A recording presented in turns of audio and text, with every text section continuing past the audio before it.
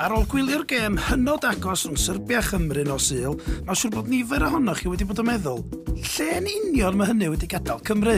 Wel, dwi yma eich helpu i weithio hynny allan. Rydym ar hyn o bryd yn eistedd yn drydydd gyda 8 pwynt. Bod hynny'n golygu bod 4 pwynt tu ôl i Serbia ac Iwerddon, tydi hynny ddim o gwbl yn golygu ein bod i drosodd.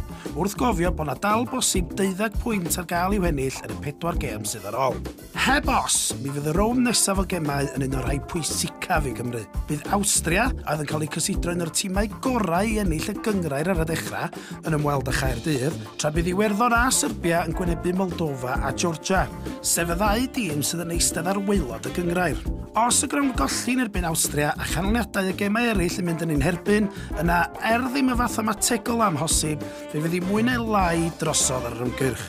Ond os medrwn ni ennill yn erbyn Awstria, yna mae pethau'n edrych yn dda iawn arno ni. Oherwydd ein 2 gêm nesaf ni wedyn yw yn erbyn Moldova a Georgia, sef y ddau dîm ar waelod y gyngrair. Tra bod Serbia nid yn unig yn gorfod trafeilio i Awstria, ond hefyd bydden nhw a Iwerddon gorfod gwynebu ei gilydd.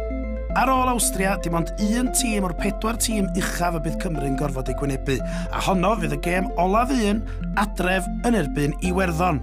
Gyda'r wal goch tu cefn iddynt, mae'n amhosib peidio gweld Cymru fel y ffefrynnau i honno. Felly, peidiwch â colli calon eto, tan ella ar ôl y gêm nesaf, a wedyn gewch chi.